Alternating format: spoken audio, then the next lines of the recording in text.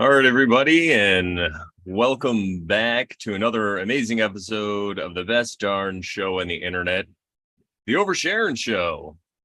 Today we're going to start a special series that we might get to in between guests in here and there, but it's a series that we've talked about for quite a while, but we'll get into that stuff. And I have a couple quotes here today before I introduce my great friend Sharon. So the first quote is, here we go. Just as a reservoir is of little use when the floods come, scriptures are of little use to the illuminated, who sees the Lord everywhere. And that's from the Bhagavad Gita, chapter 2, verse 46. I love that.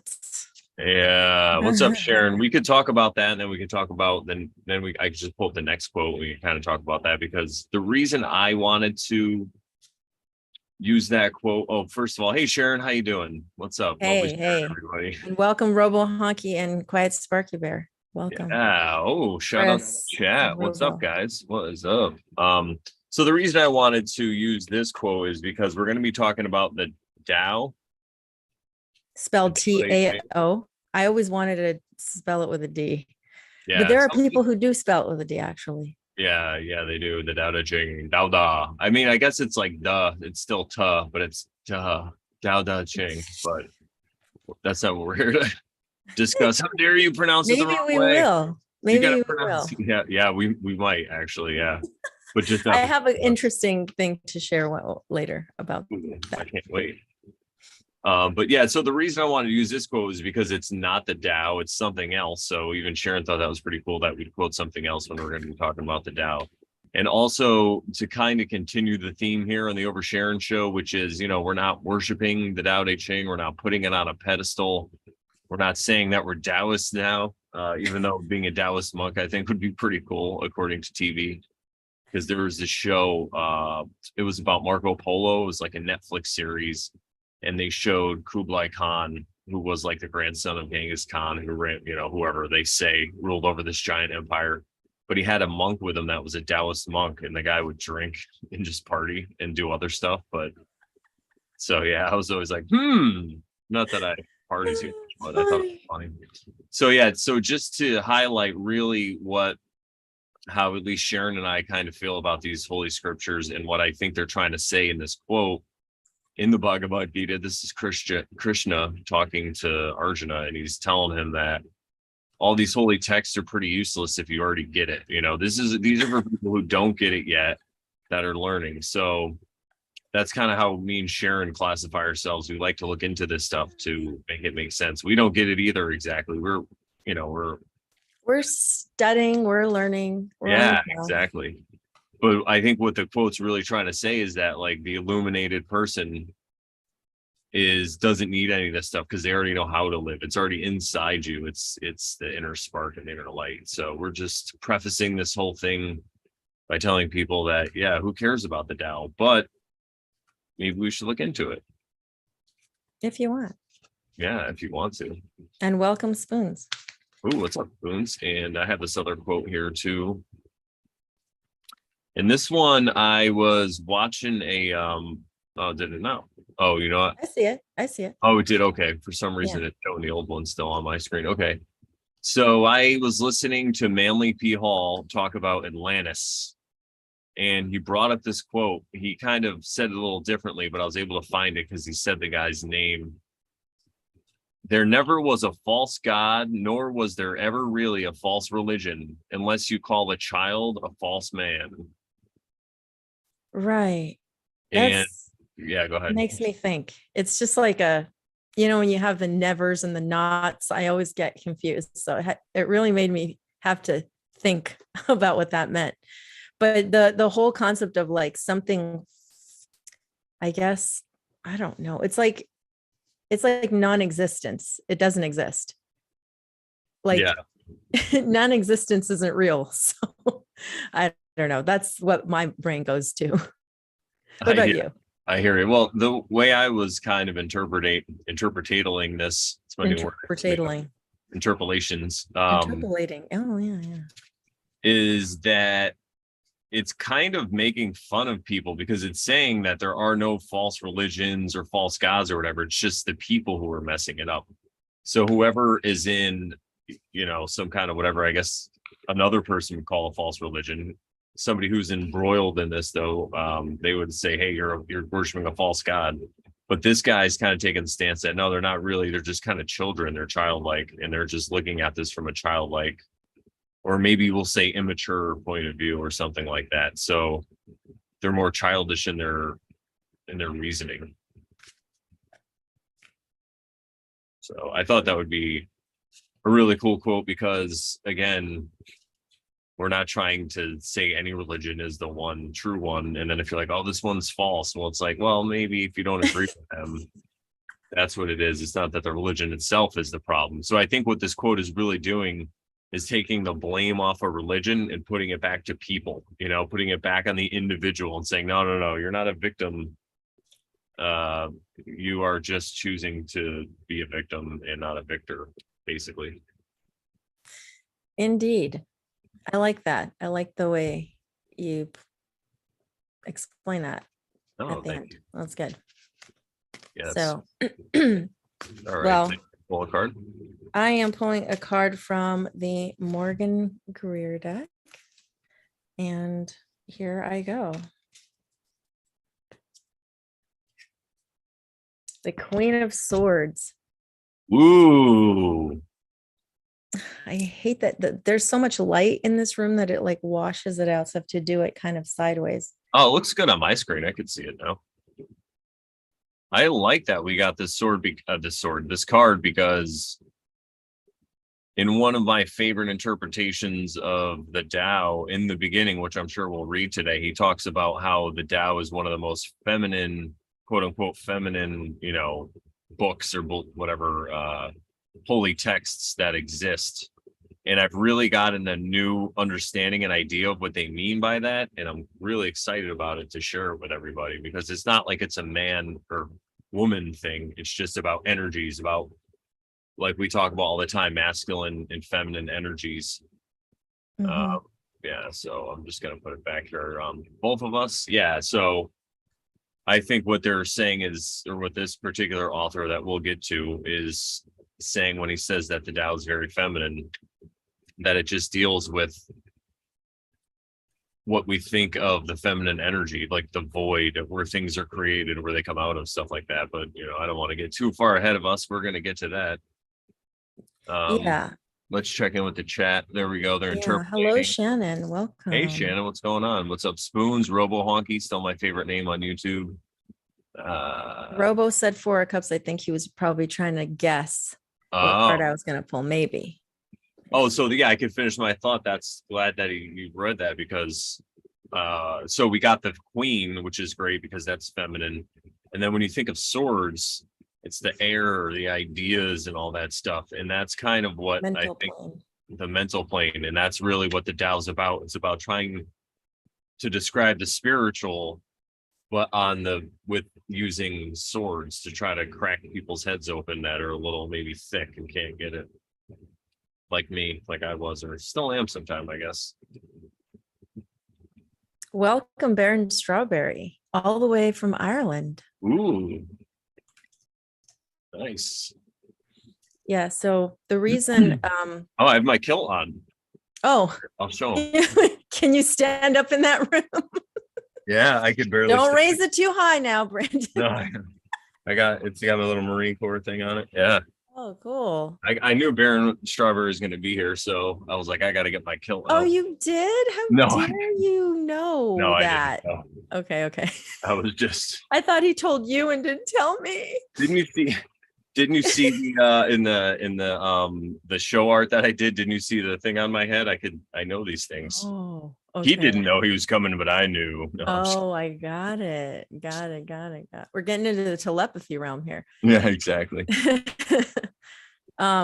So I don't know if you were done talking about what you were talking about, but I wanted to just quickly talk about how the reason we started this series, or are starting the series, and it's that a couple of years ago when we started this show, Brandon had recently introduced me to the Tao And I had listened to it and I really, really enjoyed it because it was very practical and it made sense to me. It was very simple. And I wanted to get into it more and kind of do a deep dive, reading through it and maybe doing commentary on it as we got to know the work better. So I brought it up to Brandon. He went and looked at our chat, and it looks like it was like sometime around September of 2021. So that was like almost 2 years ago. So this has been kind of a thought in the back of our minds for a while, and I am excited to jump in. But what else was I going to say? Oh, so as I was doing a little bit of background research on which one we were going to read, I asked Brandon, and of course his favorite is the one that's the audio on YouTube that he has sent out before. He sent links to people, and it's one by Stephen Mitchell, which I enjoyed listening to myself. But I kind of wanted to see if there was like other ones that we could maybe compare it to. And I did not expect to find that there are many, many. I don't know the count, but I do have a link, which we can probably share. I can probably share it in the chat, but it has a list of quite a few. So here, let me actually send that link in the chat. Oh, Dow Jones. That's hilarious. The Dow. I can't believe I didn't think about that. Oh, Cody's in. Hey, babe. Fantastic kilt. Scottish, though. One of the rare Scottish things that is, and they're just theirs and not a rebranded Irish thing. Okay. Well, you know, I'm a dumb American, so it's all the same, right? Australia, Ireland, it's all the same place, right? Scotland. Who's here? Adam. Oh, what's up, Adam? Oh my God. Congratulations, buddy, on your new daughter. Well, newish daughter, but that's amazing. Yeah. Well, we gotta have him back. Listen, man, let me know when you can go back on. We got so much. Yeah, he's busy, but for sure. Yeah, of course. He knows. Big things to talk about. So, yeah. Oh, go ahead. I was just gonna kind of give a little bit of a go history on mine. So I think I've heard of the Tao pretty much, not like my whole life, but on and off I've heard it, or like the I Ching. I just heard these Ching things, and then I realized that Ching just means book or text. And I started to take the Tao a little more seriously when I was watching Michael Tessarion's work, because he's a big fan of the Tao. And again, it wasn't like I was looking to get a new religion or whatever. I really like the Bhagavad Gita, and somebody else suggested the Tao, and Michael Tessarion had good things to say about it. So I was like, why not give it a shot? And it really resonated with me in a way that same way when I read the Bible now, or, you know, interpret a dream that I have, it's all pretty much the same. It's kind of like, you know, I was explaining, because my woman, Elizabeth, she didn't really have the same kind of religious, you know, upbringing, I'll call it, that I had. So she doesn't know all the Bible stories really. So she'd never heard of the Tower of Babel really, you know, like maybe in passing or whatever, but she didn't know what it was about. So I explained to her how in the Bible, they say that all the men or all the people of the time got together and they all were working together to build this big tower to rival God. And then God got mad and smashed down the tower and sent everybody running in different directions, speaking different languages. And I said to her, I'm like, you know, you take that story, but the way I read it is people back then were just trying to encode something that had happened, perhaps, or maybe it's just even a lesson, right? But maybe there was something that actually happened, and they're just trying to encode it in the best way possible. So I was telling her, you know, maybe what happened was there was a civilization that rose up and they were just not living in accordance with nature. And that's what it means by they were trying to rival God. You know, they were trying to just do it better. We don't have to live by the golden rule. We know what's better. And they built this big civilization, and then it just fell because nature, just like the Tower card 16, the major arcana, you see oftentimes depicted as a tower getting hit by lightning or plasma because Adam's here. People falling out of the tower, a king and a queen and all this stuff. And so in that same way that I view the Bible or any of these parables or stories or religious texts, it's the same way that I view the Tao. It's this parable of words that could hopefully mean something to you if you realize that words have other meanings. You could, and I think it means something different to everybody else. That's how it hits everybody a different way. And sometimes I remember listening to the Tao and I wouldn't agree with it. And I think it's cool because that's not saying that's infallible and that this Tao is perfect and you should always live that way. But sometimes when you disagree with it, it's a good way to actually do some self work and ask yourself why, and go down to the nitty gritty and kind of go step by step about why you disagree with something like this. And then maybe you'll find out that, oh, I was, trying to be attached to this over here. I was clinging, or I was just being selfish, or whatever it was. And then it's an aspect you could change about yourself if you want. But again, you don't have to, because this is all stuff you're doing yourself. It's not like you have some report card or whatever. So that's why I really got into the Tao. And I'm pretty sure that I got Sharon into it. I'm sure she might have heard about it a little bit before, but it's the same kind of thing. We were on the similar path when it comes to a lot of the spirituality. So I'm like, yo, you got to check out this, especially that recording on YouTube. That one, I love it. We'll put a link. Yeah, for sure. I can do that right now. So here comes the link to. Here comes the link. Da, da, da, da. It's a little chat. What's up, Zero Laugh? Little chat. Little chat. Here comes the link. I'll pin it. I'll pin that link. I'll tell you what. There we go. And the other link I sent you, because that's a if that works. I don't know how that works. Can you do multiple pins or no? If not, it's okay. Big only one. So the interesting thing is that as I was looking through, and maybe I'll share my screen real quick, just to show. I should have drew a yin yang on my forehead just to pretend I got the tattoo. That would have been funny, just to go along with the art. And then guys. Nice. All right, I'm just detailing now. Go ahead. So I came across this as I was researching different versions of the Tao. And as you can see, it's extensive. There are many, many, many versions. Many. Yeah. And then, I guess this is what the original, maybe one of the originals looked like. And these are like bamboo strips. I would go ahead and say probably the oldest version, maybe not the original, because we'll get into all that stuff. True. The oldest that they could find, probably. Yeah. So I know what you were trying. I know. But yeah, so you can see many people have done their best to, some people say translate, some people say interpret, and translate usually refers to something literal, like, translating a word for word type of thing, which is always difficult too. And we'll get to that. But because these introductions of these books have a lot to say about that. But yeah, the translation and interpretation. By the way, we should definitely do the Book of Enoch at some point, because the just the forward in the one that I read is insane. But that's for a different time, everybody. Book of Enoch. Yeah, we could definitely get into that.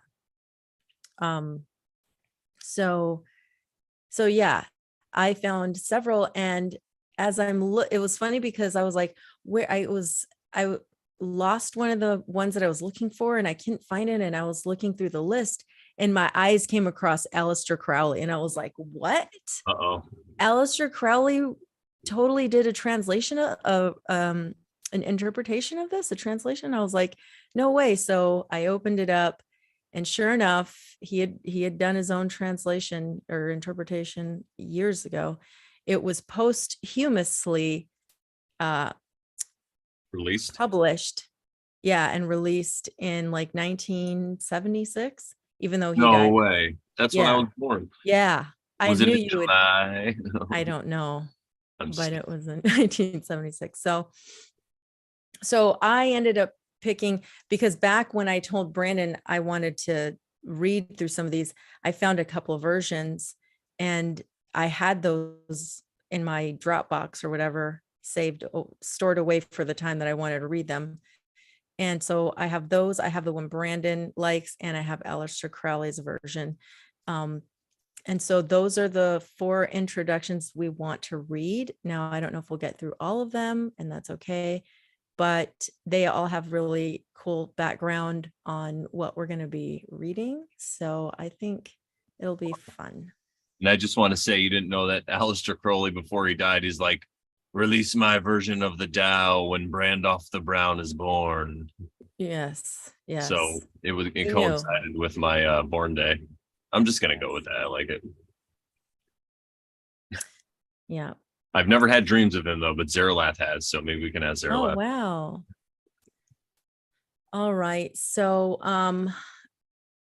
do you have any other thoughts? Oh, what I did want to say is, as I was looking through all this stuff, I noticed that it was spelled differently and sometimes. And the other thing I noticed was that, well, in this like introduction that I show, or this index that I showed you of all the translations, it says that the earliest, it has 2 parts.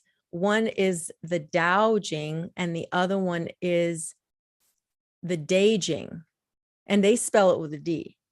So Tao Jing and Dai Jing. So the 2 together are Tao Dai Jing. Interesting, huh? I didn't realize that. I found that out today as well. I didn't know that either. So yeah, it is very interesting. Yeah. And the other thing is that, like I said, there's different spellings, different variations. And the one that Aleister Crowley and other people use is sometimes TAOTEH and then KING. Ooh. Tao Te Ching, because chi and ki are interchangeable sometimes because of maybe it's using the Q or something. And I don't know, because I don't know Chinese or even what letters being used there. But just like when you're talking about chi energy, you can also call it ki energy, because I think the Japanese call it ki and the Chinese call it chi. So that was an interesting variation that I saw. Which is apparently very close to Phoenician language and Finnish, but that's a whole nother topic. Oh, yeah. Yeah. And it really does make you think about all these words. And also it makes you think about where this Tao Te Ching came from. It's was it really something that was from the Chinese originally, or was it something older that somebody had retranslated or was passing on? And then, because we'll get into it, but the story is that basically Lao Tzu was leaving his homeland where he worked, for the king or somewhere. And as he was leaving, the guard said, hey, there's a couple different versions, whoever it was, yeah. but one of the versions I heard that is different than the one that I listen to often. But it was that he was trying to leave, and he was like going across into another kingdom, and he didn't have any money. So the guard's like, all right, well then just sit down and teach me everything you want, or write down and basically tell me all the lessons you've learned in your life. So then he sat down and wrote it. But again, maybe Lao Tzu was just a prophet, or not a prophet, like a monk for something else that he was just carrying on. And this is what we get. Maybe it's like even pre-flood, pre-diluvian stuff, if you believe in that. And there are variations even on that story, and we might get to read it today, but some say that the name or the words Lao Tzu actually translate to things like old scholar or old teacher or old wise man, stuff like that. So, and it's honorable in this culture to not name by name your master or the person who taught you. So you wouldn't say like my master Joe Schmo, you would say Lao Tzu, because that was more honorable to not say the name, because they didn't seek honor or accolades or anything like that. They were simple people, and they were just teaching it on, sharing on, as we say. So yeah, there's some advantages to that too, if you think of it, because if it's passed down from master to master, what if one of the masters makes a discovery and somehow he can enhance it or something. So then it technically is his work. So maybe he is putting it in his own words due to his own life experience, right? And his worldview and all that stuff. Yeah. And I think that's what happens with the different interpretations. So it just gets passed down. That's why I think one is just as valid as any other one, because it's really just somebody's point of view, right? Right. And some of these introductions talk about that too, how every single variation of these translations has something to it. They're all going to give you some benefit, because it's just like the Bible too. Like, you can interpret in so many ways. There's lots of ways to look at things. So except for the Orthodox one, that one is just terrible. Just kidding. Or the Catholic, I don't know. I just picked the Mormons. They don't know what they're doing. No, anyway, no, exactly. I think they all have something that could be gained by the person with the right ears and eyes, the ears to see. I'm sorry, the eyes to see and the ears to hear. But for sure. But yeah, let's get into it. yeah, for sure. So the first one that we want to read is the one by Stephen Mitchell. And we're just going to read the introductions to the actual book. And I'll let Brandon read this one, because this is his favorite. My favorite. All right. Here we go. Tao Te Ching, pronounced more or less Tao Te Ching, can be translated as the book of the eminence of the way, or the book of the way and how it manifests itself in the world, or simply the book of the way. Since it is already well known by its Chinese title, I have let that stand. About Lao Tzu, its author, there is practically nothing to be said. He may have been an older contemporary of Confucius from 551 to 479 BCE, and may have held the position of archive keeper in one of the petty kingdoms of the time. But all the information that has come down to us is highly suspect. Even the meaning of his name is uncertain. The most likely interpretations are the old master, or more picturesquely, the old boy. That's me, I'm the old boy. Like an Iroquois woodsman, he left no traces. All he left us is his book, the classic manual on the art of living, written in a style of gem-like lucidity, radiant with humor and grace and lightheartedness, and deep wisdom. Oh, and yeah, there you go. Radiant with humor and grace and large-heartedness and deep wisdom, one of the wonders of the world. People usually think of Lao Tzu as a hermit, a dropout from society, dwelling serenely in some mountain hut, unvisited except perhaps by the occasional traveler arriving from a 60s joke to ask, what is the meaning of life? But it's clear from his teachings that he deeply cared about society, if society means the welfare of one's fellow human beings. His book is, among other things, a treatise on the art of government, whether of a country or of a child.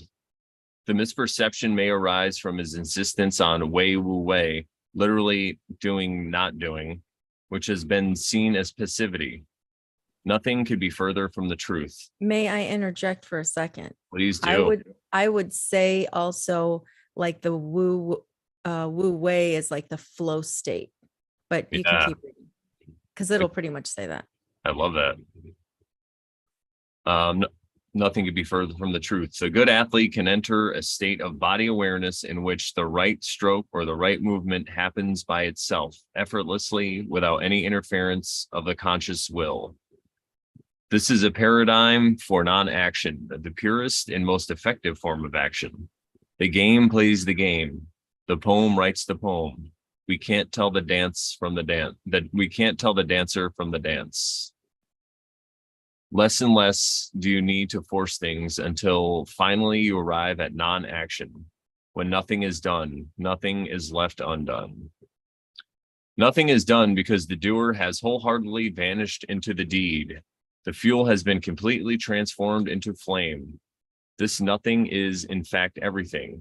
It happens when we trust the intelligence of the universe in the same way that an athlete or a dancer trusts the superior intelligence of the body. Hence Lao Tzu's emphasis on softness.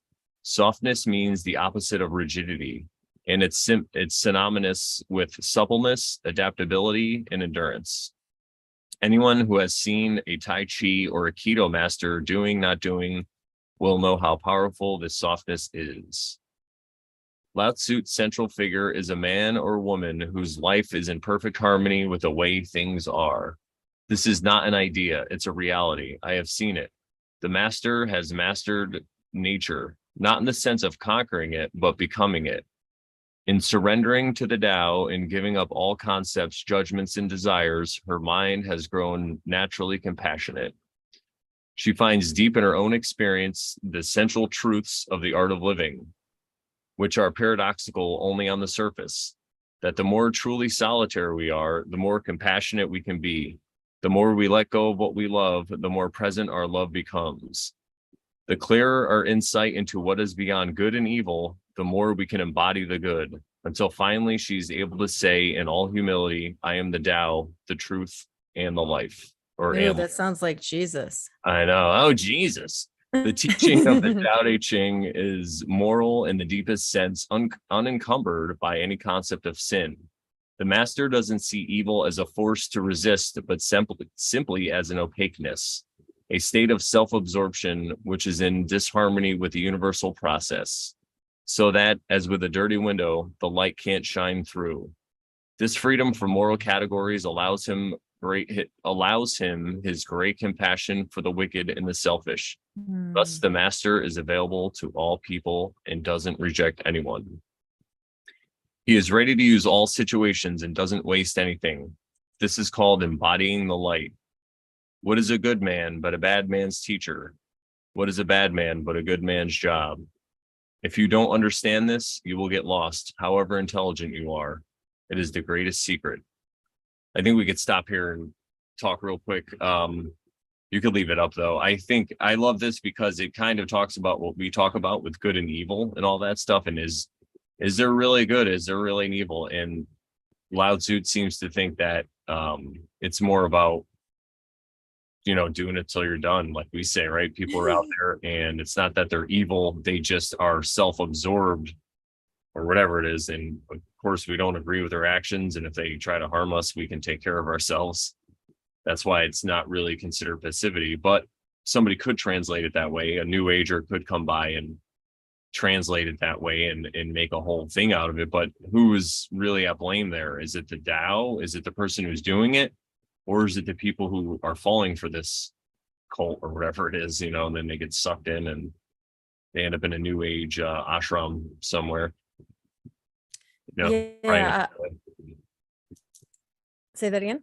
I was saying praying all day. And of course, even the author's saying here, that's not what Lao Tzu is saying. He's like, don't be a hermit. I mean, yeah, you can go and be a hermit. Sometimes it's good, but it's also good to interact with people. And that's kind of how you could live the Tao better, I would imagine. Yeah, the stuff you were talking about, the whole like good and evil and learning to distinguish between using words like that and let me just start all over. The whole good and evil thought process you were talking about reminded me of this book I'm listening to called Living the Law of One by Carla L. Ruckert. I don't know if I'm pronouncing that correctly, but she is the one who was the channel through which the Law of One came through. And she wrote this book called Living the Law of One. And I've been listening to it, and she talks about how you, instead of seeing this world and people as like, that's evil, that's good, that's black, that's white, that's maybe black and white, I don't know, that's evil, that's good sort of thing. She's like, why can't you see it more as like a positive or negative, kind of like a battery? And then you release that, you don't have that judgment toward it because when you're pointing at something and calling it evil, there's a judgment there, right? Like you're like wrong and right, good and evil, there's like a judgment there. But if you just think positive, negative, maybe that helps release some of that judgment. You can just say it's not a positive activity over here, this is a negative activity going on. It just is, right? And so you release some of that judgment that you're placing on it. Anyway, it reminded me of what you were saying. No, I like that. And we could talk about judgment because we've always talked about the difference between judgment and discernment. When we talk about judgment, we just say in your heart, you're not looking at this person and either thinking you're victim of them, or you're putting them in a pit, basically. So you're not doing either one of those things. You're just kind of looking at them, empathizing with them, but you can use your discernment to not hang out with them or put up boundaries to keep them out of your area, right? So we're not saying that you should just sit around again all day and love and peace, man. Heathen, not hippie. Remember, I might shoot you. That's the difference. People are like, what's it? They're like, you're like a hippie. I'm like, I'm a heathen. They're like, what's the difference? I'm like, well, I might shoot you. Just kidding, everybody. Okay, well, remember. Let me go back to that. Shout out to Quentin, by the way. He's in the chat, Quentin Farrell. Okay, cool. Thanks for making my Brandon Bonanza theme song. Bonanza. Right. Oh, and another thing quick I could say too is it kind of reminds me of Jesus, because they're like, this person, they can hang out with the sinner or the saint, it's kind of like Jesus did. Yes. Like the capybara. Yeah, like the capybara. We should pull that up. Hangs out with alligators and crocodiles and maybe I should just say which ones are which? Anyway. Lions and tigers and bears, oh my. He actually dealt with in South America, they have caiman. That's what they're called. Okay, but I remember alligator because American alligator has two A's. Crocodiles are like saltwater crocodiles, but they still chill in the marshes. So yeah. Okay. Anywho, yeah, I'm like a jack of all trades, master of a few. So I'm going to continue here. The reader will notice that take two and action. The reader will notice that in the many passages where Lao Tzu describes the master, I've used the pronouns she as least as often as he. At least as often. At least as often as he. The Chinese language doesn't make this kind of distinction. In English, we have to choose. But since we are all potentially the master, since the master is essentially us, I felt it would be untrue to present a male archetype as other versions have, ironically done. Ironically, because of all the great world religions, the teaching of Lao Tzu is by far the most feminine. Of course, you should feel free throughout the book to substitute he for she or vice versa. Right? There's no it or they, guys. Just kidding. As to method, I work from Paul Karas's literal version, which provides English equivalents, often very quaint ones, alongside each of the Chinese ideograms.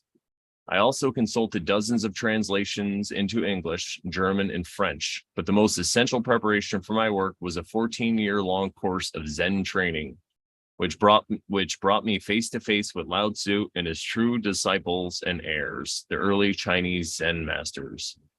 With great poetry, the freest translation is sometimes the most faithful. We must try its in effect as an English poem, Dr. Johnson said. That is the way to judge the merit of a translation.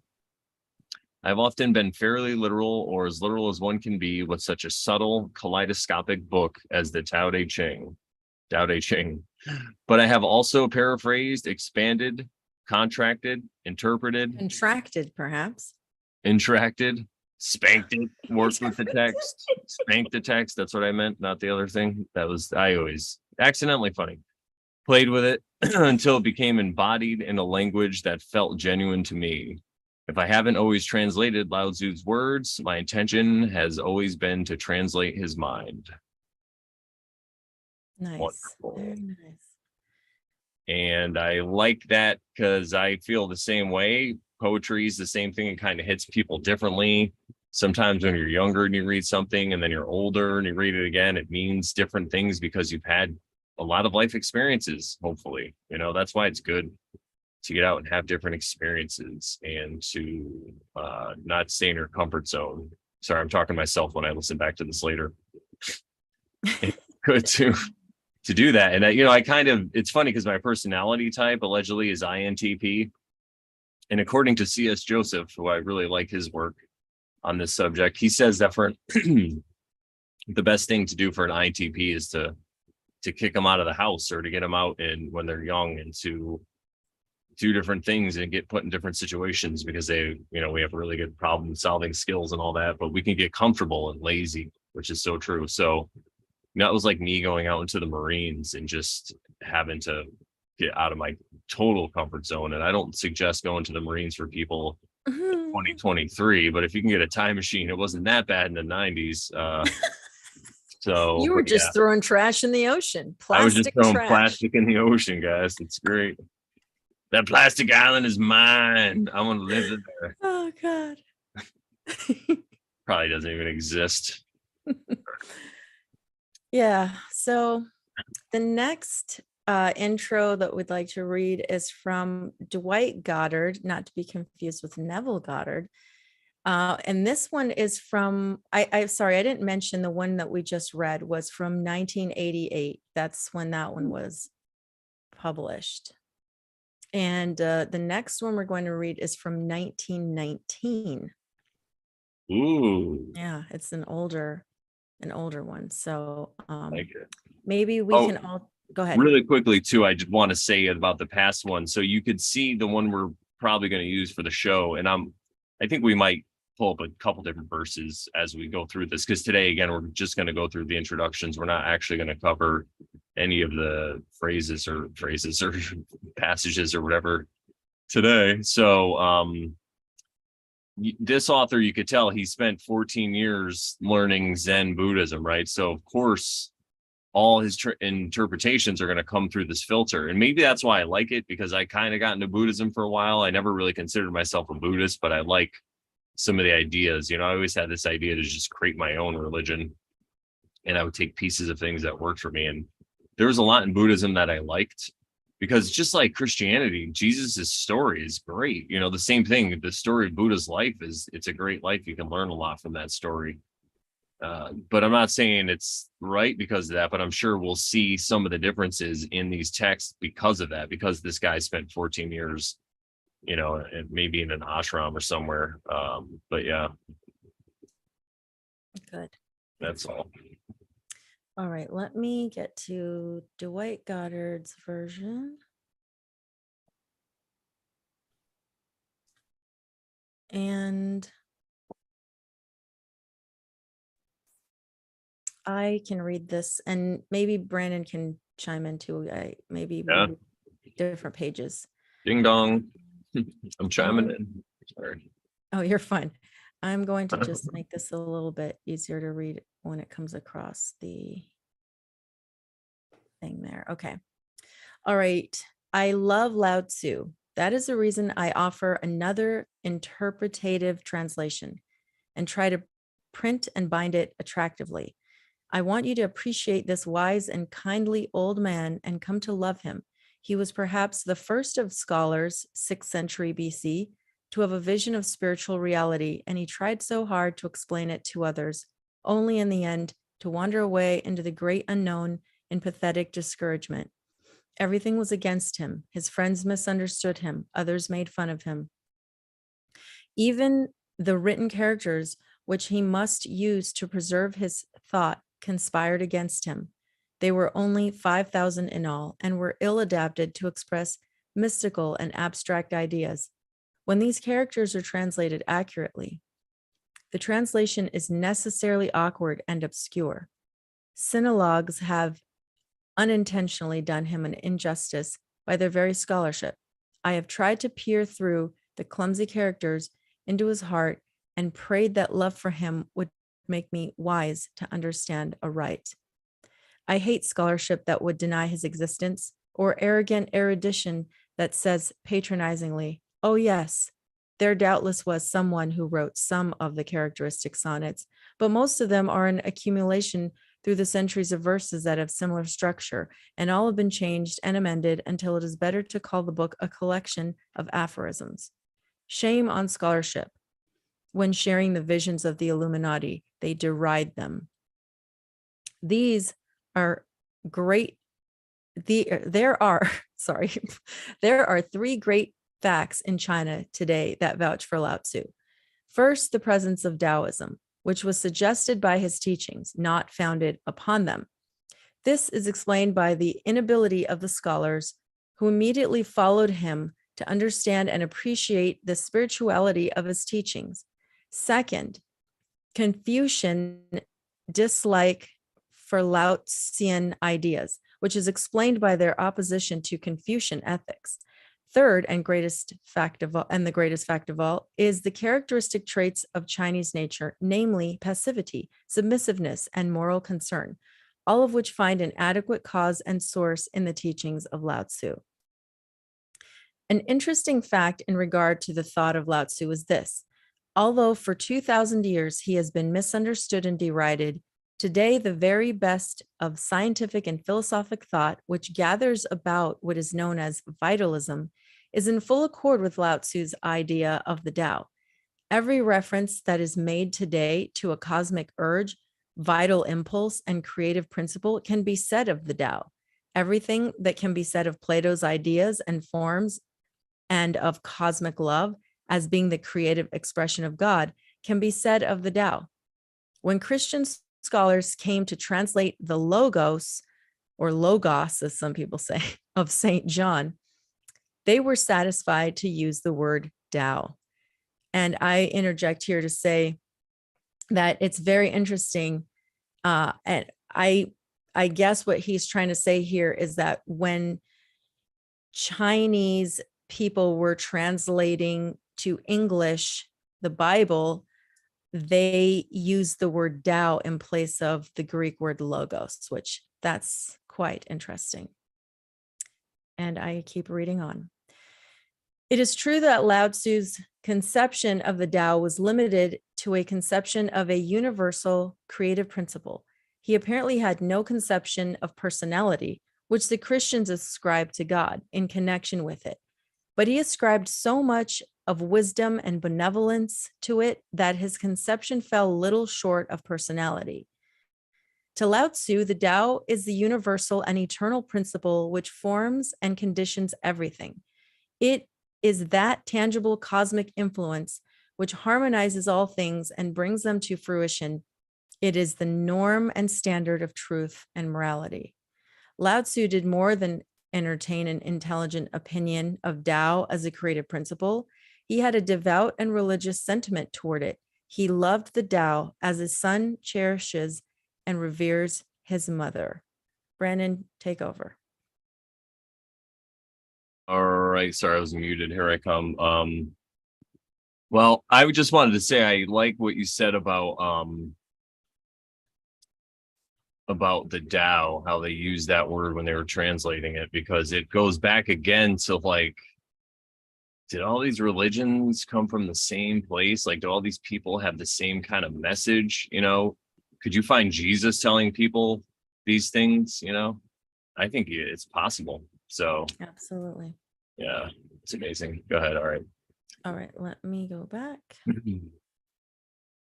Shout out to the chat again. You guys are awesome. We had 11 Thanks people for being here. Yeah. Yeah. All right, where were we again now? Oh, start at the top. Okay, there are there are three keywords. No, you Yep. said that. Okay, yeah, there No, are I three didn't. keywords in the thought of Lao Tzu: Tao, Day, and Wu Wei. Wu Wei, Wu. Oh, I just got to move something out of the way. They are all different to translate. They're all Difficult. different. Oh, they're all difficult to translate. The simple meaning of the Tao is way, but it also has a wide variety of other meanings. Dr. Paul Karras translates it reason, but apologizes for doing so. If forced to offer a translation, we would suggest creative principle, but much prefer to leave it untranslated. The character te, T-E-H, is usually translated virtue. This is correct as a mere translation of the character, but is in no sense adequate. To the content of the thought in Lao Tzu's, this is in no sense adequate to the content of thought in Lao Tzu's mind. To him, te meant precisely Day, what, or day, like Tao Day. oh yeah, Ching. day, yeah. To him, day meant precisely what is meant in the account of healing of the woman who touched the hem of Jesus's robe. Here we go. Wow. The virtue. Go ahead. Yeah. Sorry. Jesus was conscious that virtue had passed from him. Day includes the meaning of vitality, of virility, of beauty, and of harmony that we think of as part of life that is abounding and joyous. The third word is the negative expression, wu wei. Translated, this means not acting or non-assertion. Ooh, that's interesting. Non-assertion, because you're not asserting your point, right? You're not making claims, right? I like that. You're just making statements, no claims, just questions. There you go. When Lao Tzu urges men to wu wei, he is not urging them to laziness or asceticism. Asceticism? Yeah, I know the word. Asceticism or asceticism. Asceticism. Yeah. He means that all men are to cherish that wise humility and diffidence and selflessness, which comes from a consciousness that the Tao is infinitely wise and good. And that part of human wisdom is to hold oneself in such a restrained and receptive manner that the Tao may find one a suitable and conforming channel for its purposes. The title of Lao Tzu's book, Tao Te Ching, is carelessly translated The Way of Virtue, The Way of Virtue Classic, or The Way in Virtue Classic. This is very inadequate. The vitality of the Tao is very much better. Most commentators think Lao Tzu's teachings fit in especially well with Buddhist philosophy.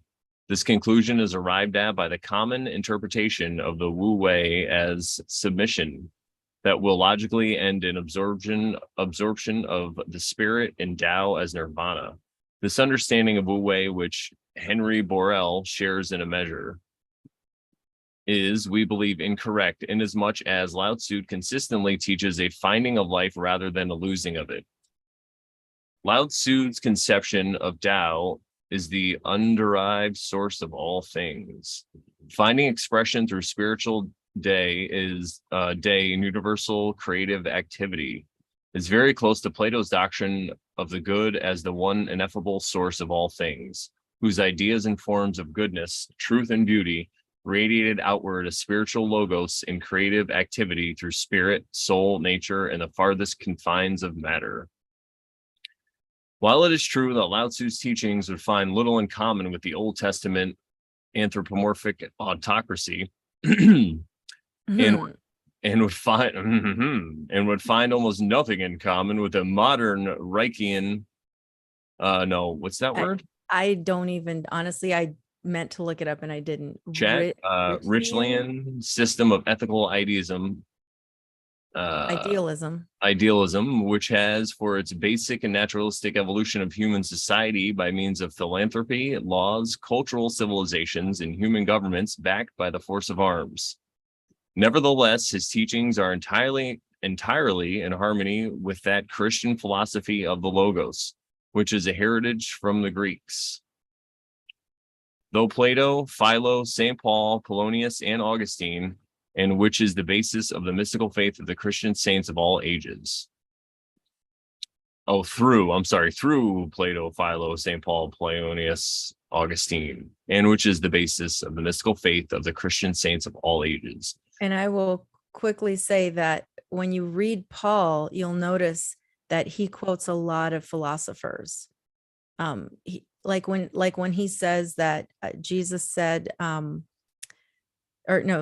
he says that in him we live and have our being, or something like that. In him we live, move, and have our being. That's philosophy. That he's quoting a philosopher, not that's not something that came from him. But anyway, go on. Allegedly. I hear what you're saying, though. While Lao Tzu would find little in common with the busy and pertinent activities of so-called Christian statesmen building by statecraft and war, he would find much in common with apostolic Christianity. Apostolic Christianity, which held itself aloof from current politics and refused to enter the army, content to live simply, quietly, full of faith and humble benevolence. Yes, I love that. And most of all, would he find himself in sympathy with the teachings of Nazareth. The teacher. With the teacher of Nazareth, yes. Jesus. How dare you? You know it's Jesus. At almost every sonnet, one thinks of some corresponding expression of Jesus, who had a very similar conception of God, but who recognized in him that personal element of love, which made God not only creative principle, but heavenly Father. Lao Tzu's vision of the virile Lao Tzu's vision of the virile harmony, goodness, and spirituality of the Tao was what Jesus saw as the fatherhood of God, allegedly, self-expressing his love nature endlessly in all creative effort, and through universal intuition, endlessly drawing his creation back to himself in grateful and humble affection.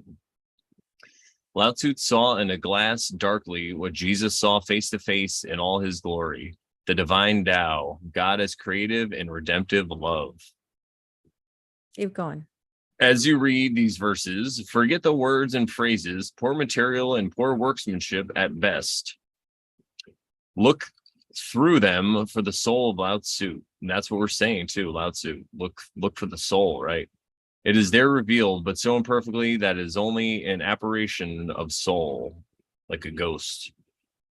But if by it, vague as it is, you come to love Lao Tzu, you will catch beyond him fleeting glimpses of the splendid visions that so possessed his soul. Visions of infinite goodness, humility, and beauty radiating from the heart of creation. Nice. Yeah, there's more, but we can stop there and chat. Yeah. Well, again, like we were saying, and I didn't even read this beforehand, so I didn't even know about how the author brought up Jesus, but it's kind of a spoiler alert going there if you are familiar with the Christian. And I think maybe he's writing it to an audience in the West that is very familiar with Christianity, and maybe some people who are waking up to think that the religion, the different brands of Christianity aren't the answer, but maybe there is another way to live the way that Jesus lived. Yeah, I love that. The next part goes into like who he was or what can be known about him. So I can read that section.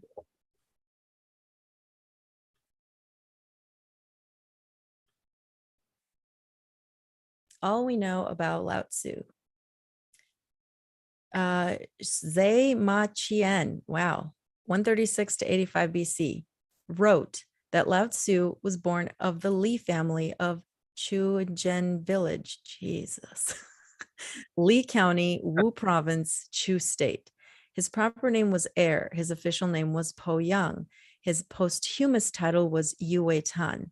He held the position of custodian of the secret archives of the state of Chu.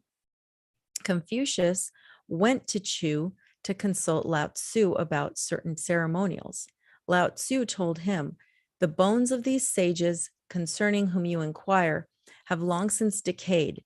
Only their teachings remain. If a superior man is understood by his age, he rises to honor. But not being understood, his name is like a vagrant seed blown about by the wind. I have heard it said that a good merchant conceals his treasures as though his warehouses were empty. The sage of highest worth assumes a countenance and outward mien as though he were stupid. Put aside your haughty airs, your many needs, affected robes, and exaggerated importance. These add no real value to your person. That is my advice to you, and it is all I have to offer." How dare you? That's what I can hear. Confucius departed, and when he later described to his students his visit to Lao Tzu, he said, "I understand about the habits of birds, how they can fly, how fish can swim and animals run. For the running, we can make snares. For the swimming, we can make nets. For the flying, we can make arrows. But for the dragon, I cannot know how he ascends on the winds and clouds to heaven. I have just seen Lao Tzu. Can it be said he is as difficult to understand as the dragon? He teaches the vitality of Tao. His doctrine appears to lead one to aspire after self effacement and obscurity." How bizarre. Oh, I like it. How dare he? I'm just kidding. But like, isn't that crazy? Like some dude named Confucius, if this is even true, goes to this humble man. And to me, it's like the guy who goes up to Jesus and asks him, "What shall I do to be saved?" And Jesus tells him, "Sell all your riches and follow me," right? And the guy's like, Are you crazy? Hell to the no. He's like, I'm sorry, I think our connection is broken, Jesus. So you're breaking up. What'd you say? I can't hear you. What? I ain't got no signal. Let me call you back. Oh man. Goodness. Goodness me. Well, there was a spot where Lao Tzu was saying something and I was a little bit confused. He said, if a superior man is understood by his age, and let me go back to it.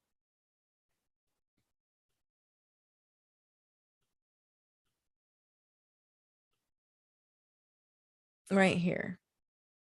If a superior man is understood by his age, he rises to honor, but not being understood, his name is like a vagrant seed blown about by the wind. Can you make sense of that? Yeah. So I think the way I interpolate this is that Interpretate it. interpretations, it's kind of like we were talking about with Benjamin Balderson. He said like the first guy to create the religion is left hand, but the first guy to follow him is right hand path. Right? It's got that mean to it where you could be a teacher and you could try to teach people things and have teachings and all this stuff. But the problem is that somebody else is going to take it and use it in a different way, and it's going to scatter to the wind. And then you never know where the seed's going to end up. So the seed gets scattered. It might get used in a bad way. Think about like the Bible, right? Religion, the story of Jesus, how they stick it in the Bible. Scattering of the seeds, yeah. And and also just the way that the Catholics or the Romans use that message to create this slave religion, right? But people can read the words of Jesus and then act right and figure it out and wake up and model their life after Jesus and not just worship him as a deity, so it's weird how these seeds get scattered and they never know where we're going to end up. But I think that's kind of what he's talking about. Okay. That makes sense. Yeah, that makes sense. Because it says by not being understood, right? So if a superior man is understood by his age, so he rises to honor if his words are being understood, but not being understood or not being comprehended, as we like to say, his name is like a vagrant seed blow away. So if people don't understand what he's saying, they might still repeat his message, but it's not held in reverence the same way. It's not honored. Okay. Thank you. Yeah. Okay, so I'd finished up to there. I'll keep reading. Okay. Lao Tzu lived in Chu for a long time. He prophesied the decay of that state and in consequence was obliged to depart and went to the frontier. Got a homestead in the woods and some chickens. The officer at the border post was Yin He, who said to Lao Tzu, if you're going to leave us, will you not write a book by which we may remember you? Thereupon Lao Tzu wrote a book of sonnets in 2 parts, comprising in all about 5,000 characters. In this book, he discussed his conception of the vitality of the Tao. He left this book with the soldier and departed. No one knows whither. He went to Middle Earth. That is So that is the Dwight Goddard version. And do you have any other commentary? I think when it comes down to it, I'm not really familiar with Confucianism per se. But it seems to me that it's kind of like a battle of the right hand versus the left hand paths kind of thing, or Confucius is supposed to be the guy. He's like the number one, like Confucius says, like the Tao doesn't say, Lao Tzu says, right? But you hear Confucius says. So he's trying to be the one who's got it all figured out. Good he point. Knows the way. It's his name being used. Well, Lao Tzu just means old man. Old scholar or whatever it means. Boy. Or old teacher, old boy. What happened to that boy? That's what they used to say when he left. It's a song. Don't worry, Sharon. Some people, when Lao Tzu left, they're like, what happened to that boy? It's a rap song. Well, I just want to shout out to the chat again because our dear friend Joe, Joker's Redemption, is in. I just want to say hi. All the way from Deutschland. All the way. He got lost in an IKEA. I don't know who they're talking about, but that's funny. Cloud suit. Got lost in IKEA. Okay. I don't know. So the next introduction to translation that I want to read is by Aleister Crowley. Ooh. And I will open that one now. Okay, where are you now? I can't find it. Oh, there it is. All right. Can you see that or should I make it bigger? Make it, I could see it, but yeah, go ahead and make it bigger. It'd be nice. Oh yeah, that's great. Even better. Okay. Well, as I mentioned previously, the way he wrote it is Tao Te Ching, and this almost looks like a the with like that's misspelled. Scramble. And king, right? And this Ko-Yuen, I think, if I'm not mistaken, I looked this up, was a kind of like a pen name or a pseudonym that because Aleister Crowley would do that. He would like use different pen name pseudonyms, etc. So for this particular one, I guess he chose to call himself Ko-Yuen. I didn't find much more about why. I just found a list of names that he went by, and that was one of them. So I will begin reading. And Brandon, if you want to alternate, I'm cool with that too. Right. So here it goes. Aleister Crowley says, I bound myself to devote my life to magic with a K at Easter 1898 and received my first initiation on November 18th of that year. My friend and climbing companion, Oscar Eckenstein, gave me my first instructions in learning the control of the mind early in 1901 in Mexico City. Sri Parananda, Solicitor General of Ceylon and an eminent writer upon and teacher of yoga from the Orthodox Shaivite standpoint. I don't even know what that is. And Bhikkhu Ananda Matea, the great English adept, who was one of my earliest instructors in magic and joined the Sangha in Burma in 1902, gave me my first groundings in mystical theory and practice. I spent some months of 1901 in Kandy, Ceylon, with the latter until success crowned my work. I also studied all varieties of Asiatic philosophy. These two paragraphs are quite interesting, especially with regard to the practical question of spiritual development, the Sufi doctrines, the Upanishads, the Sankhya, Vedanta, the Bhagavad Gita, and Purana, the Dhammapada, and many other classics, together with numerous writings on the Tantra and Yoga of such men as Patanjali, Vivekananda, etc., etc. Not a few of these teachings are as yet wholly unknown to scholars.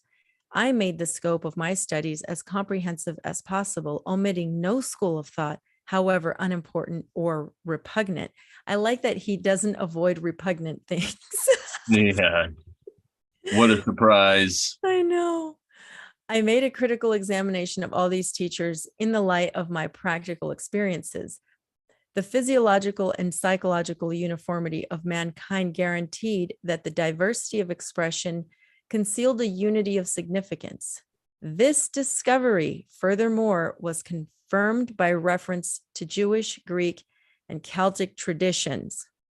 One quintessential truth was common to all cults. I love how he calls them all cults. From the Hebrides, if I'm pronouncing that correctly, to the Yellow Sea, and even the main branches proved essentially identical. Wow. It was only the foliage that exhibited incompatibility. And I will pause there because that is a lot to take in. Well, this tells you why Aleister Crowley was so demonized. I mean, he had some questionable behavior apparently too, but just that statement alone is going to get you yelled at by all those people who he listed, How dare you? How dare you equate my religion with other religions? How dare you say the Hebrides? You're not supposed to talk about them. You can talk about anybody else. Do not talk about them. We That's control funny. the news. We're gonna say bad things about you.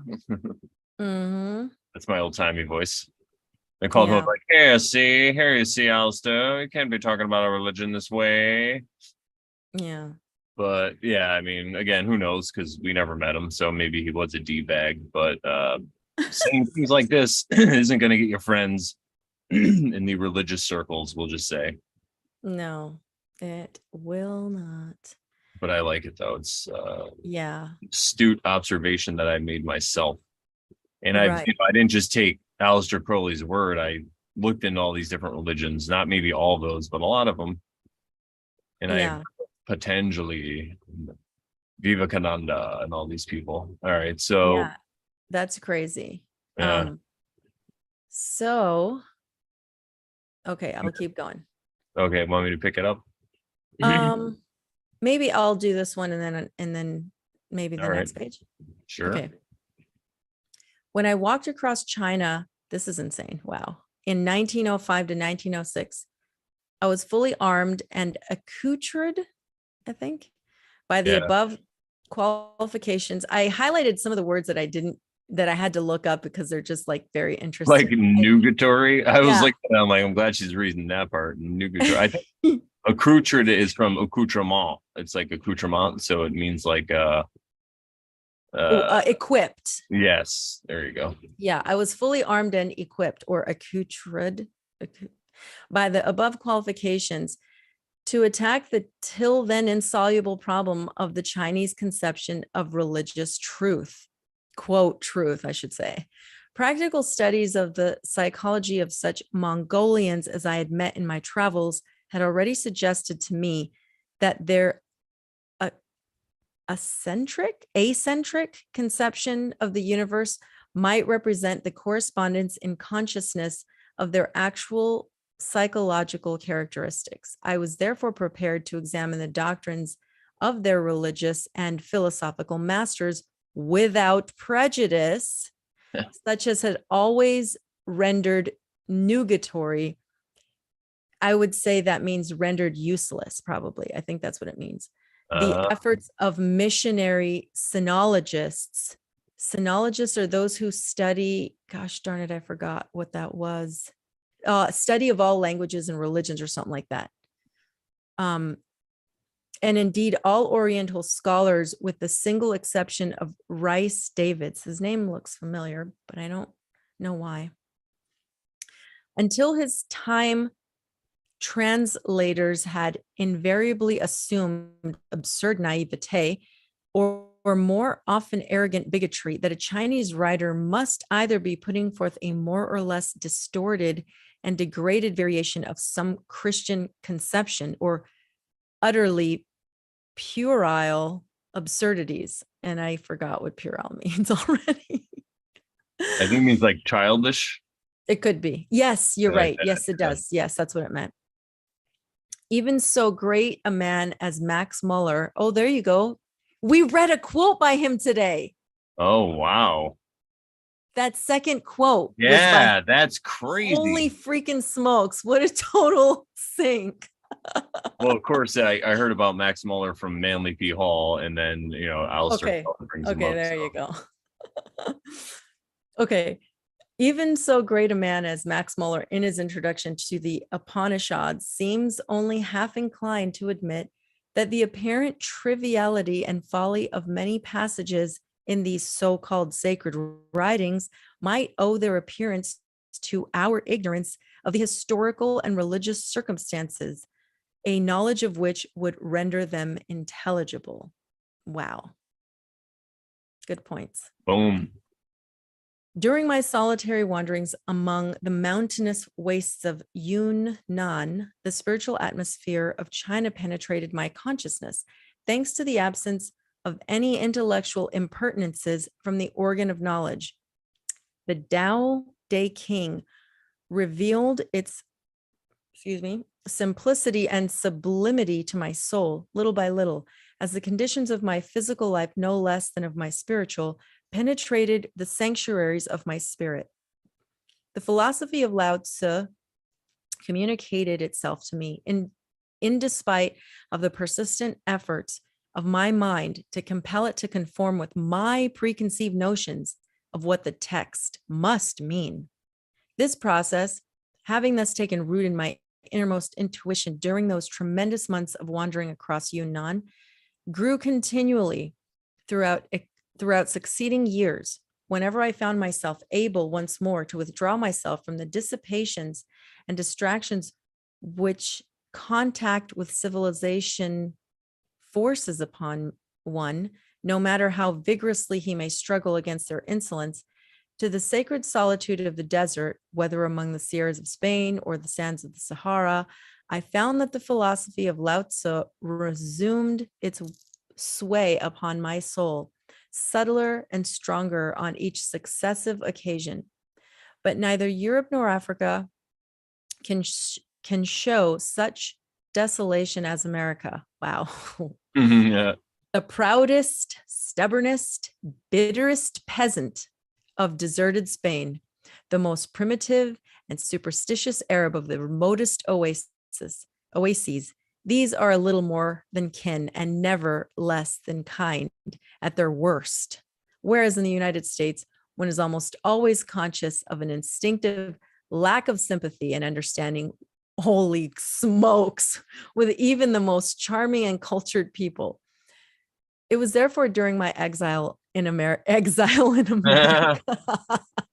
that the doctrines of Lao Tzu developed most rapidly in my soul, even forcing their way outwards until I felt it imperious, nay, inevitable, to express them in terms of conscious thought.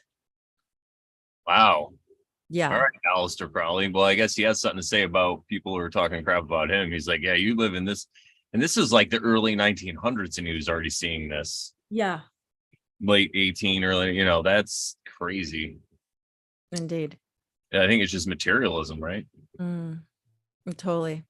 You ready? And what was going on in those times, right? Robber barons were taking over the medical industry, the cars, the oil, rubber, all these things were being changed in America, right? All this stuff where when you say make America great again, right? The Industrial Revolution, all that stuff. This is when that happened. So maybe he's kind of, because I don't think you could say that about America in the early mid 1800s. Maybe after the Civil War is when it kind of changed. I would say, what about 1902? Yeah. After 1902, the reset. Yeah. And he was traveling in China walking from 1905 to 1906. Yeah. That's what he said. At least that's where he was doing his hiking or whatever, walking. And when did this come out? Do you know a version? So the way he's talking about it, he probably wrote it in the I'm going to guess 1920s. I'm going to guess. Okay. Or earlier than that. But it was published in 1976 posthumously. People found his documents, and then later, because I found a Wikipedia link that showed all the posthumously published works of his that people found and then got published. So think about also was going on in the early 1900s, like 1913, the Federal Reserve and all that stuff is going on in America, so he could have been commenting on all that stuff. It's crazy. Absolutely. By the way, just because we got Aleister Crowley, I pulled out a skull. Wow, that's cool. Everybody knows. Yeah, it's Moonstone. Oh wow. He's a cool little skull. Uh-oh. Hello? Oh, please don't be. I feel like we're frozen. Brandon's frozen at least. Shoot. Well, I'll shout out to the chat and I'll wait for Brandon to come back. Let's see. So welcome, you guys. Corey. Who's Corey? Nature is the answer. Welcome. Let's see. What were people saying? Shannon in the house. Zaralath. Welcome, Zaralath. Okay. Well, I don't know what's going on with Brandon. I really hope this is still alive. I guess I'm the host, so I'll just keep going. I don't know if I'm the host actually, but I'll let him in if he needs in. So I will go back to sharing the screen. And I'll go back to reading.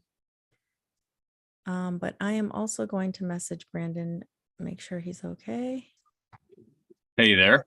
Oh, there he is. All Okay. right. I was about to message you.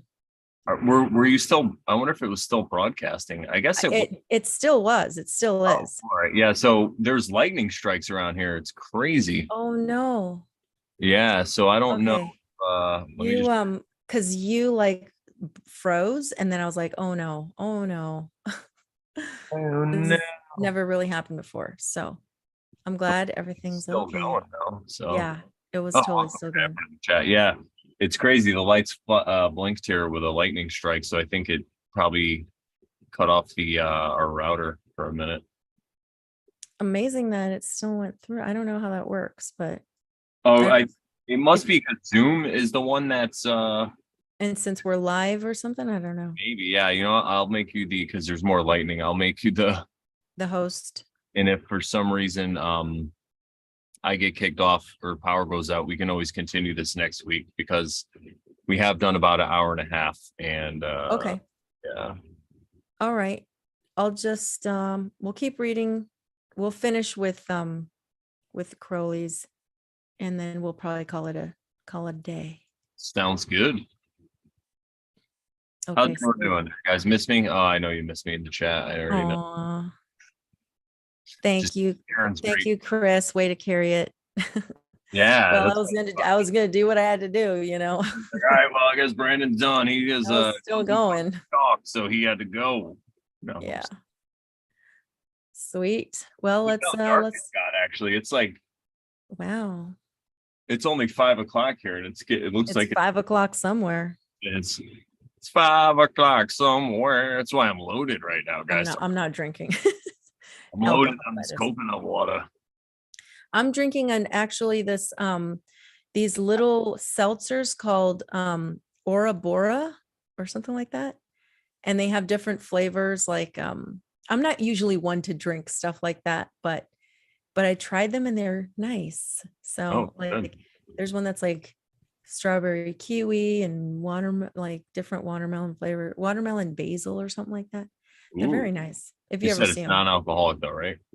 Yeah, it's just Oh, yeah. it's just like a seltzer, like a flavored water Yeah, basically I figured. with carbonation. Nice. So all right, I will keep going. Do you want to read or do you want me to read? If you're having fun, go for it. All right. All right, no sooner had this resolve taken possession of me than I realized that the task approximated to impossibility. His very simplest ideas, the primitive elements of his thought, had no true correspondences in any European terminology. The very first word Tao presented a completely insoluble problem. It had been translated reason. And this is by that guy that the other guy mentioned. I forgot his name. The way. And then he says this, which I'm kind of not sure about what this means. To on. None of these convey the faintest conception of the Tao. The Tao is reason in this sense, that the substance of things may be in part apprehended as being that necessary relation between the elements of thought, which determines the laws of reason. In other words, the only reality is that which compels us to connect the various forms of illusion as we do. It is thus evidently unknowable and expressible neither by speech nor by silence. And this reminds me, I'm going to stop there just quickly and say how this reminds me of when I was like full on, Christian, and nothing wrong with that. But I was learning about all these things and trying to just delve deeper into what all these Christian doctrines and concepts were. And people would bring up things like, oh, well, God, like, what does it mean when God says, don't create any graven images and stuff like that? And people had all kinds of ideas about what that meant. And it was like, oh, well, don't paint a picture of him, or don't make a carving, don't make an idol out of him, or don't blah, blah, blah. And then, it was like, well, what was the sin? Something I came across was like, well, what was the sin that the people of Israel did when they created the golden calf? And Moses was furious, and some of these explanations I was reading by all these scholars and stuff was like, well, you can't describe God. You can't like write a list of everything that God is, because it's inexpressible. You can't even express that. So if you try to, and it's going to be incomplete, and being incomplete, it's not true, right? So creating an image is like a picture or whatever, an idol or whatever. None of that really represents the totality of God. So therefore it is, whatever, evil, bad, don't do it. God hates it, whatever. I don't believe that anymore. But yeah, so that what he just said reminded me of that. Yeah, 100%. Yeah. All right, let me go back.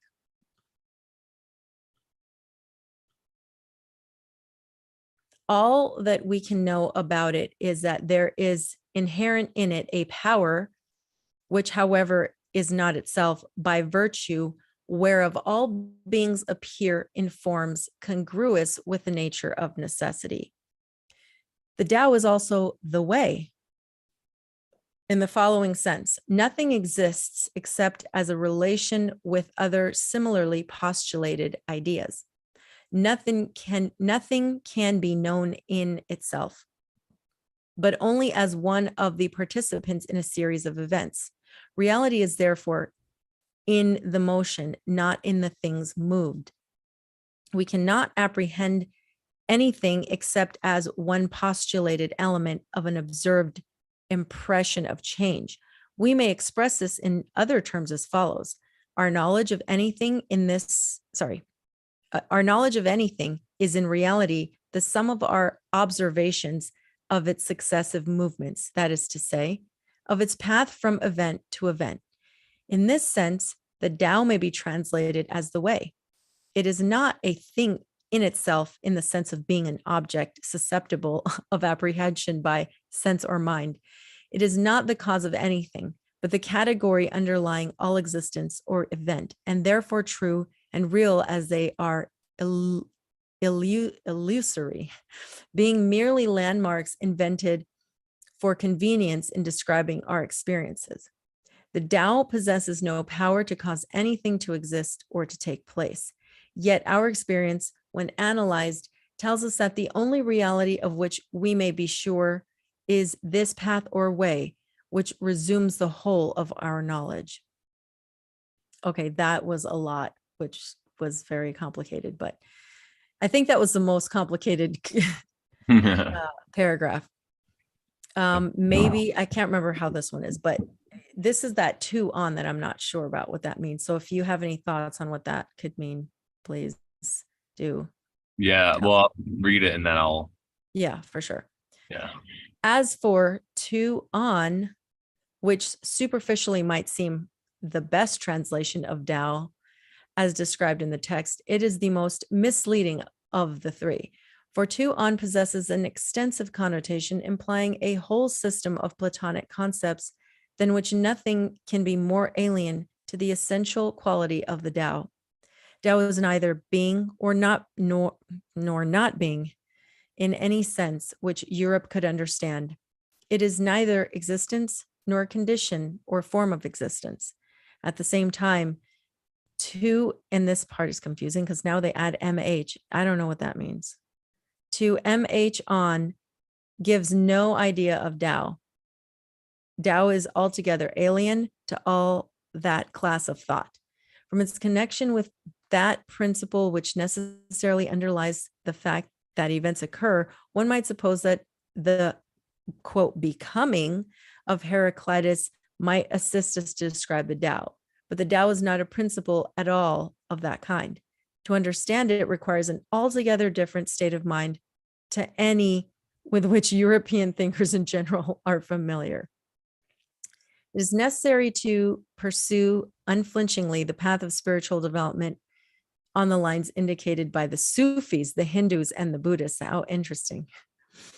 And having reached the trance called Nirodha Samapatti, in which are destroyed all forms soever, and I think this is an older version of whatsoever, of consciousness, there appears in that abyss of annihilation the germ of an entirely new type of idea, whose principal characteristic is this: that the entire concatenation of one's previous experiences and conceptions could not have happened at all, save by virtue of this indescribable necessity. Wow, that was a lot and kind of confusing. Yeah. It's okay. We can move on. Yeah, go ahead. I mean, if you have something to. No, I was checking the chat to see if anybody had anything to add, but no, keep going about the Chuan thing. Okay. I am only too painfully aware that the above exposition is faulty in every respect. See, I love his humility too in this regard. In particular, it presupposes in the reader considerable familiarity with the substance, thus practically begging the question. And by the way, this petitio principii means that, begging the question. It must also prove almost wholly unintelligible to the average reader. Yes. Yeah, right. Him, in fact, whom I especially aim to interest, poor guy. For his sake, I will try to elucidate the matter by an analogy. Consider electricity. It would be absurd to say that electricity is any of the phenomena by which we know it. We take refuge in the petitio principii of saying that electricity is that form of energy which is the principal cause of such and such phenomena. Suppose now that we eliminate this idea as evidently illogical. What remains? We must not hastily answer, nothing remains. There is something inherent in the nature of consciousness, reason, perception, sensation, and of the universe of which they inform us, which is responsible for the fact that we observe these phenomena and not others, that we reflect upon them as we do, and not otherwise. But even deeper than this, part of the reality of the inscrutable energy which determines the form of our experience consists in determining that experience should take place at all. It should be clear that this has nothing to do with any of the Platonic conceptions of the nature of things. And that was still confusing. The least abject asset in the intellectual bankruptcy of European thought is the Hebrew Kabbalah. Properly understood, it is a system of symbolism, infinitely elastic, assuming no axioms, postulating no principles, asserting no theorems, and therefore adaptable, if managed adroitly, to describe any conceivable doctrine. It has been my continual study since 1898, and I have found it of infinite value to the study of the Tao Te Ching. By its aid, now this is where it starts getting back to normal understanding of reading. The last three paragraphs were so confusing. By its aid, I was able to attribute the ideas of Lao Tzu to an order with which I was exceedingly familiar, and whose practical worth I had repeatedly proved by using it as the basis of the analysis and classification of all Aryan and Semitic religions and philosophies. Despite the essential difficulty of correlating the ideas of Lao Tzu with any others, the persistent application of the Kabbalistic keys eventually unlocked his treasure house. I was able to explain to myself his teachings in terms of familiar systems. This achievement broke the back of my sphinx. Having once reduced Lao Tzu to Kabbalistic form, it was easy to translate the result into the language of philosophy. I had already done much to create a new language based on English with the assistance of a few technical terms borrowed from Asia, and above all, by the use of a novel conception of the idea of number and algebraic and arithmetical proceedings to convey the results of spiritual experience to intelligent students. It is therefore not altogether without confidence that I present this translation of the Tao Te Ching to the public. I hope and believe that careful study of the text, as elucidated by my commentary, will enable serious aspirants to the hidden wisdom to understand with fair accuracy what Lao Tzu taught.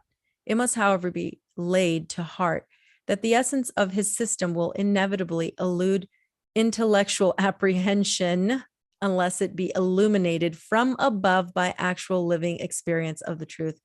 And I will stop there just to say that even Jesus said the same when he spoke to one of his disciples and said, you know, no one has revealed this to you but the Holy Spirit, basically. And so I like how he's just assuming people are going to read his forward and take it in context, you know. Or Aleister Crowley. Read it all. Don't just take a piece out. Yeah. Go ahead. Such experience is only to be attained by unswerving application to the practices which he advocates. Nor must the aspirant content himself with the mere attainment of spiritual enlightenment, however sublime. All such achievements are barren unless they be regarded as the means rather than the end of spiritual progress and allowed to infiltrate every detail of life, not only of the spirit, but of the senses. The Tao can never be known until it interpret the most trivial actions of everyday routine. It is a fatal mistake to discriminate between the spiritual importance of meditation and playing golf. To do so is to create an internal conflict. Let there be no difference made among you between any one thing and any other thing, for thereby there cometh hurt. Way note, quote from ALI 22, corrected slightly. I don't know what that is. He who knows the Tao knows it to be the source of all things soever. The most exalted spiritual ecstasy and the most trivial internal impression are, from our point of view, equally illusions, worthless masks, which hide with grotesque painted pasteboard, false and lifeless, the living face of truth. Yet from another point of view, they are equally expressions of the ecstatic genius of truth, natural images of the reaction between the essence of oneself and one's particular environment at the moment of their occurrence. They are equally tokens of the Tao, by whom, in whom, and of whom they are. To value them for themselves is to deny the Tao and to be lost in delusion. To despise them is to deny the omnipresence of the Tao and to suffer the illusion of sorrow. To discriminate between them is to set up the accursed dyad, and this is like the duality type thing. Mm-hmm. To permit the insanity of intellect to overwhelm the intuition of truth and to create civil war in the consciousness. From 1908 to 1918, the Tao Te Ching was my continual study. I constantly recommended it to my friends as a supreme masterpiece of initiated wisdom, and I was as constantly disappointed when they declared that it did not impress them, especially as my preliminary descriptions of the book had aroused their keenest interest. I thus came to see that the fault lay with Legg's translation, and I felt myself impelled to undertake the task of presenting Lao Tzu in language informed by the sympathetic understanding which initiation and spiritual experience had conferred on me. During my great magical retirement on Aesopus Island in the Hudson River, wow, during the summer of 1918. Where's that, Brandon? I could look it up. Cool. Go ahead, I'll look it up. Okay. I set myself to this work, but I discovered immediately that I was totally incompetent. I therefore appealed to an adept named Amelantra, with whom I was at the time in almost daily communion. Way Note says, Amelantra appears to be an astral being. Crowley's Amelantra working with Rhodey Minor and others does not settle the question of Amelantra being physical or incorporeal. This consultation took the form of ritual questioning of a spirit and attended visions of which the Codex would be one. Okay, back to Crowley. Okay, so really quickly, it's spelled Esopus according to Google, and it is right near the Vanderbilt Mansion National Historical Site on the Hudson River. It's north of Poughkeepsie or Hyde Park, so it's pretty far. So it's in New York. Yeah, it's upstate. Not like far upstate, but it's below Albany, but above Poughkeepsie. And it, like I said, the first thing that came up is this Vanderbilt mansion. That's so funny. Nice. It's not on the island, but it's near it. It's on the eastern bank of the island. And home of Franklin D. Roosevelt. Oh, it's down the street also. That's funny. Go ahead. Oh, okay. No worries. All right. So it appears that he was speaking to some sort of being. Anyway, he came readily to my aid and exhibited to me a codex of the original, which conveyed to me with absolute certitude the exact significance of the text. I was able to divine without hesitation or doubt the precise manner in which Legge, had been deceived. He had translated the Chinese with singular fidelity, yet in almost every verse, the interpretation was altogether misleading. There was no need to refer to the text from the point of view of scholarship. I had merely to paraphrase his translation in the light of actual knowledge of the true significance of the terms employed. Anyone who cares to take the trouble to compare the two versions will be astounded to see how slight a remodeling of a paragraph is sufficient to disperse the obstinate obscurity of prejudice and let loose a fountain and a flood of living light to kindle the gnarled prose of stolid scholarship into the burgeoning blossom of lyrical flame. Way note. In other words, Crowley used meditation and visions to attain a mental unity with the text and Lao Tzu's mind at the point of the original writing. This may account for Crowley's strange way of identifying Ko-Yuan Lao Tzu as himself. Yeah, that was another explanation in his Liber 21 and elsewhere. This also sheds light on Crowley's conception of incarnation from past lives. Not necessarily literally so, but incarnation of the spirit of the former living being. The state of mental unity with an author or sage is not uncommon in the case of students who hand copy works by others. One comes to feel what the next sentence will be. There's a natural sense of being the one writing it, and criticisms may arise in the mind of the form. Now, why did I write that? I should have written blah, blah, blah. This tendency is valuable for insight, but must be checked in making true copies. It is properly expressed by calligraphy and by careful notes and commentaries. Okay, so I think this is the last paragraph here. I completed my translation within 3 days. That's insane. But during the last 5 years, I have constantly reconsidered every sentence. The manuscript has been lent to a number of friends, and Waynote says Lady Harris would be one of these. Hence, there may be other typescripts besides the one used for this proofreading, with later alterations by Crowley. Scholars who have commended my work and aspirants who have appreciated its adequacy to present the spirit of the master's teaching. Those who had been disappointed with Legg's version were enthusiastic about mine. This circumstance is in itself sufficient to assure me that Love's labor has not been lost, and to fill me with enthusiastic confidence that the present publication will abundantly contribute to the fulfillment of my true will for which I came to earth. Wow. Oh. And wring labor and sorrow to the utmost of which humanity is capable. The will to open the portals of spiritual attainment to my fellow men and bring them to the enjoyment of that realization of truth beneath all veils of temporal falsehood, which has enlightened my eyes and filled my mouth with song, the Tao Te Ching. And this is just a note about pagination. Okay, I think that's it. So that was we read 3 introductions. That was a lot. Pretty good though. So, Sorry. yeah, thank you all for staying and chatting. That was interesting. yeah. It's funny because it's like it seems that nobody ever really talks about Aleister Crowley translating the Tao. And in this forward, he makes it seem like it's really important to him. Like, Right. I've never one of his heard main anyone things that he speak of, did. yeah. I was very surprised when I first saw his name as one of the translators. And I was like, wow, I never would have known.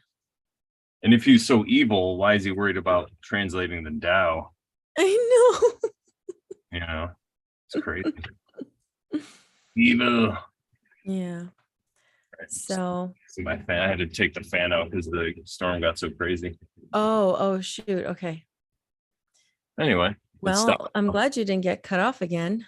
Yeah, me too. Yeah. What's going on, chat? You guys enjoyed our little introduction to the Tao.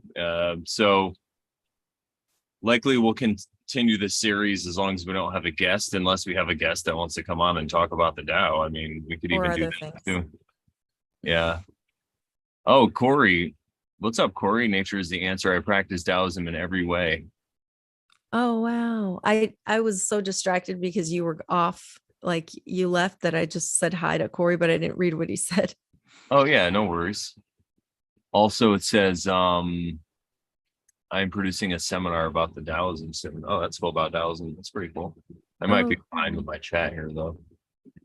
You might be what? The chat that I'm looking at might be behind because it. Oh yeah, that was from earlier when you went offline. Uh-huh. Yeah. All right. Well, I could check it on my phone. Yeah. Spoon says she's excited as we get into the verses. Yeah, that's cool. All right. Awesome. You're gonna love it, Spoons. And the other book the other translation was a translation by Stan Rosenthal, and wow, he has like pages of introduction. We may not read it. It's a lot. But I guess what I can do is probably share these PDFs in our chat. If anybody wants to be on our Telegram chat, I can share them there. Or I can actually share links in this description. I'll put links to these translations. Yeah, perfect. So if you're watching this sometime in the future, go check out those links, read them for yourself, comment. Let us know what you think below and our takes on different things. And if you have anything more on this tube on, let us know. It's 2:22. About it. Oh, it's 5:22. Awesome. Well, I think that'd be a perfect time to wrap it up then. We could also give a shout out to our website, or the website morelawsmoreproblems.com. If you'd like more about us, go to that website, click on the Over Sharon tab, and you can find all your Over Sharon needs. You can find us on different podcast catchers, and you could donate to us. You could give us money, or you could just follow us on YouTube and thumbs up and share this around to people you think that will, find this stuff interesting, because that's the best way we say to support us. But money doesn't hurt either, guys. Whatever you want to do. Well, it helps pay for the Podbean and all that stuff. Yeah, it helps pay the bills around here. Maybe I can get myself some more coconut water, and Sharon could get some more fizzies now. I'm just kidding. But yeah, thank you guys for hanging out through all that stuff, and look forward to more cool stuff about the Tao, because I'm really excited to get into these verses, because I think there's so many ways to translate them and so many little hidden things in there. And if we look at different versions, I'm sure we'll find some more stuff. So hang out with us, guys, on our adventure, and look for us. We usually premiere these or go live every Thursday night at different times. We've been doing it earlier, and it's been working out. Yeah. So we're probably going to keep it going earlier, unless we get a guest that wants to do something later or whatever. So yeah. Anything you'd like to add, Sharon? No, I think that's it. All right. Well, I don't have. Don't cancel. Don't. Oh, that's right. Did you make me No, I still have to stop it on YouTube, but it's just going to take me a second. Wait, hold on. Let me make you a host again. Let me make you a host. Yeah, you do that. Make host. Make Yes. host. There you are. You got host now. Yes. But I still have to, on my YouTube, I have to get to the right page because for some reason the stop going live button isn't showing up. That's all right. It'll get there. Hopefully soon, YouTube. Come on.